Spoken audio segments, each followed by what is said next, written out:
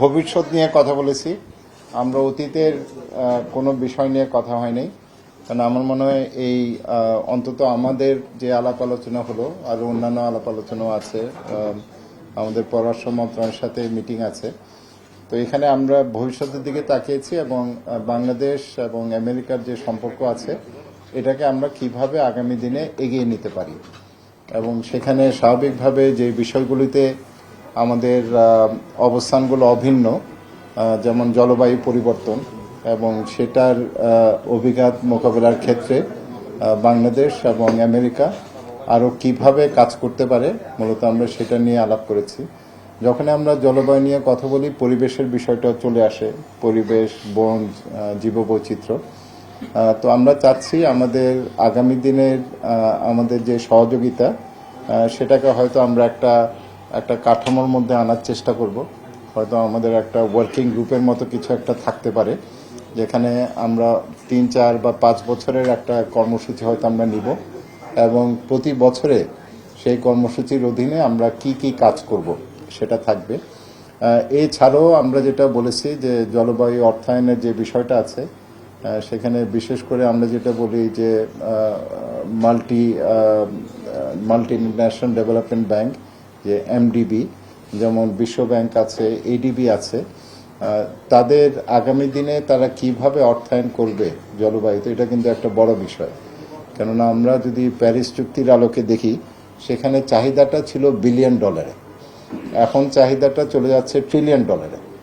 এখন এই trillion dollar তো আর কোনো সরকারের কাছ থেকে আসবে না, এটা মূলত আসবে, আমরা যেটা বলি যে এই ধরনের যে ব্যাংকগুলো আছে, আর্থিক প্রতিষ্ঠানগুলো আছে, এবং বেসরকারি খাত, প্রাইভেট সেক্টর। তো আমেরিকার প্রাইভেট সেক্টরেরও এখানে বিভিন্ন বিষয়ে আমাদের বাংলাদেশে তাদের আগ্রহ আছে, যেমন তারা মিটিগেশনে আমাদের যে মুজিব ক্লাইমেট প্রসপারিটি প্ল্যান আছে সেটার কিছু অংশ আছে যেখানে তাদের আগ্রহ আছে, এবং আগামী দিনে এই বিষয়গুলো আমরা কিভাবে সামনের দিকে এগিয়ে নিয়ে যাব। আমরা আরেকটা যেটা বলেছি যে আমরা শুধু আর্থিক সহায়তা না, আমরা আমাদের সক্ষমতা বাড়ানোর জন্য আমরা গবেষণার উপরে আমরা জোর দিয়েছি, আমরা আধুনিক প্রযুক্তির উপরে জোর দিয়েছি। যেমন নাসার বেশ কিছু স্যাটেলাইট আছে, বর্তমানে এগুলো কয়েকটা দেশের তারা নানান ধরনের তথ্য দিচ্ছে, ইনফরমেশন দিচ্ছে। আগামীতে হয়তো তারা দক্ষিণ এশিয়াতেও সেই স্যাটেলাইটের তথ্যগুলো আমরা পেতে পারি। তো সেটা যখন হবে পর্যায়ক্রমে, সেখানে বাংলাদেশের বিষয়টাও তারা বিবেচনা করবে, এবং এটা হয়তো আমরা খুব কম মূল্যে বা হয়তো বিনামূল্যেও পেতে পারি। তো সেটার যে লাভটা আমাদের হবে, যে আমরা যদি বনের কথা বলি, কোন জায়গায় বন উজাড় হচ্ছে, বা আমরা যে সমুদ্র পৃষ্ঠের উচ্চতার কথা বলি, এটা আসলে কতটুকু বাড়ছে, এবং স্যাটেলাইটের মাধ্যমে এই তথ্যগুলো আমরা রিয়েল টাইম পাবো, অর্থাৎ এই মুহূর্তে যেটা ঘটছে আমরা সেটা পেতে পারি। সেটাও কিন্তু আমাদের জন্য অনেক বড় একটা বিষয়। তো আমরা এইভাবেই জলবায়ু পরিবর্তনের বিষয়টাকে বাংলাদেশ কিভাবে মোকাবেলা করবে, এবং এছাড়াও আমরা যেমন একটা মিথেন একটা প্ল্যাজ আমরা ওদের সাথে সই করেছি। আমরা স্মার্ট এগ্রিকালচারে তাদের সাথে আমাদের একটা কোঅলিশন আছে, প্ল্যাটফর্ম আছে।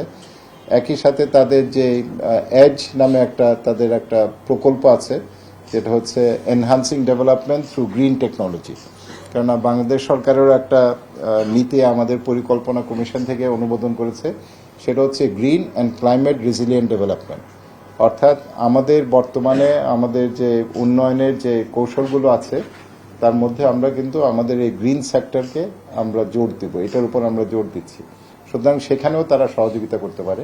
তো আমি মনে করি এটা একটা প্রোডাক্টিভ একটা ডিসকাশন হয়েছে, একটা ফলপ্রসূ ডিসকাশন, এবং এটার ভিত্তিতে আগামীতে হয়তো আমরা বসে সুনির্দিষ্টভাবে কোন কোন জায়গায় আমরা আমাদের সহযোগিতা আরও কার্যকরভাবে করতে পারি, এবং সব কিছুর পেছনে তারা যেটা বলেছে তাদের দিক থেকে, যে সরকারের পর্যায়ে তো একটা সম্পর্ক আছে। যেমন আমরা যদি আমাদের বাংলাদেশ ইউএস বাইল্যাটারাল রিলেশন দেখি, এটা সরকারি পর্যায়ে আছে। আমাদের সেনাবাহিনীর অনেকে হয়তো সেখানে প্রশিক্ষণের জন্য যায়, এখানে পাবলিক সেক্টর ইনভেস্টমেন্ট আছে। তবে তারা চাচ্ছে এমন প্রকল্প নেয়ার জন্য যার মাধ্যমে মানুষ একেবারে প্রান্তিক পর্যায়ে সরাসরি যেন তারা বেনিফিটেড হয়, অর্থাৎ তাদের যে ইনভেস্টমেন্ট আগামীতে হবে বা তারা যে পরিকল্পনাগুলো গ্রহণ করবে, এটা যেন প্রান্তিক পর্যায়ে মানুষকে এটা সাহায্য করে, বিশেষ করে যারা জলবায়ু পরিবর্তনের ক্ষেত্রে সবচেয়ে বেশি ক্ষতিগ্রস্ত, তাদের বিষয়টাকে আমরা মাথায় আনবো। এটাই মূলত আলোচনা। আমরা কোনো অঙ্ক নিয়ে এখানে আলোচনা হয়নি, তবে এটা ছিল আমার মনে হয় একটা নির্দিষ্ট করা যে আগামী দিনে আমরা কিভাবে সামনের দিকে এগিয়ে নিয়ে যাব।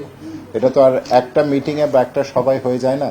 সুতরাং এখানে আমি যেটা বলবো যে আজকের এই সবার পর আমরা বলতে পারি যে আমরা দুইজনেই কিন্তু অ্যালাইনমেন্টে আছি, আমাদের দুইজনের অবস্থান অভিন্ন।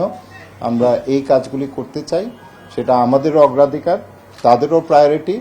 এখন সেটাকে আমরা কিভাবে বাস্তবায়ন করব এবং বাস্তবায়নের কৌশলটা কি থাকবে, কি পরিমাণ সেখানে সহযোগিতা আমরা পেতে পারি এবং এটার মূল্যায়নটা আমরা কিভাবে করব, এই বিষয়গুলো আমরা পরবর্তীতে নির্ধারণ করব।